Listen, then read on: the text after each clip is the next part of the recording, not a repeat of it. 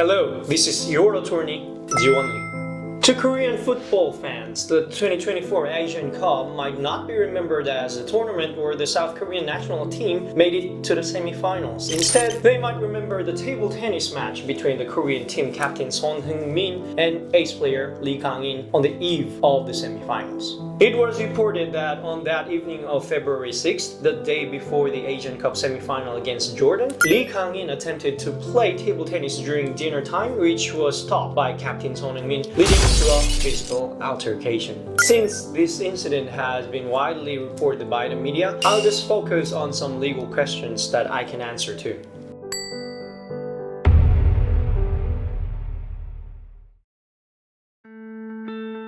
Various foreign media outlets and Korean news reports calculated that due to this incident escalating, Kang-In incurred losses of around 25 billion won annually from not being able to fulfill communication, chicken, and gaming advertisements. Moreover, reports suggested that considering all corporate-related losses, the fight with sonheungmin could result in damages amounting to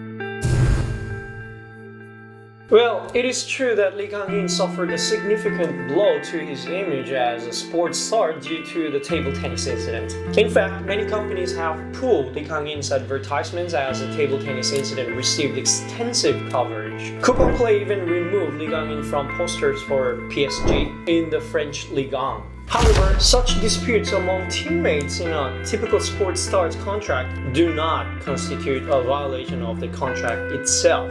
Usually, a contract termination occurs when a player becomes involved in crimes or scandals that are socially unacceptable and irreparably damage their image as a player. While it has been reported that Kang-In had a fight with a teammate, the exact details of what happened are still unclear, and he has not faced criminal charges for violent behavior. Therefore, the decision by companies to pull advertisements due to the table tennis incident is solely their choice, and it seems unlikely that Kang-In will be liable for any breach of contract at this point. The current public opinion in Korea is highly negative towards Kang-In's selection for the national team. However, there are no legal issues preventing his participation in the national team activities. According to the operating regulations of Korea Football Association national team, typical reasons for disqualification as a representative include sexual crimes, drunk driving, acts of violence, match fixing, gambling. Kang-In does not fall under any of these categories, so there are no disqualification reasons. However, if he violates the national team training rules and gets into trouble for fighting with other players, he could face disciplinary action. Nevertheless, now he is reflecting on his actions and dramatically reconciled with sonheungmin, the disciplinary action might not be severe too. In any case, given his exceptional skills, he might still have a chance to return to the national team if he shows changed attitude to the public. On the other hand, as for Hwang, it seems unlikely that we will see him in the national team anymore. This is not a simple dispute among teammates, but a serious sexual crime, with many details yet to be revealed. Here is how the incident started. In June 2023, a person claiming to have met Hwang posted on Instagram alleging that Hwang behaved as if he was in a romantic relationship with women, had intimate relations, and then left overseas avoiding establishing a relationship. The person further claimed Hwang gaslighted dozens of women, taking relationship photos and videos without their consent, and stored them on his phone. This person illegally exposed some of the photos and videos, claiming to have found them on Hwang's phone. As a result, the police investigated, and in November, the woman who spread the private video was arrested. Shockingly, this informant turned out to be Hwang's older brother's wife, his sister-in-law.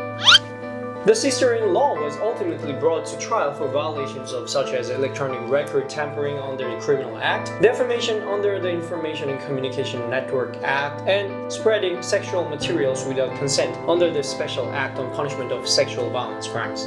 She is currently in custody pending trials. However, here's where it gets complicated. Hwang, who seems to be a victim, has also become a suspect. Specifically, he is suspected of violating the Sexual Violence Act, using cameras, distributing recorded materials, and publicizing personal information. You might wonder if they agreed to video call each other nude, then wasn't it a decision considering that videos could be recorded at any time? You might think so, but the conclusion is still that is illegal.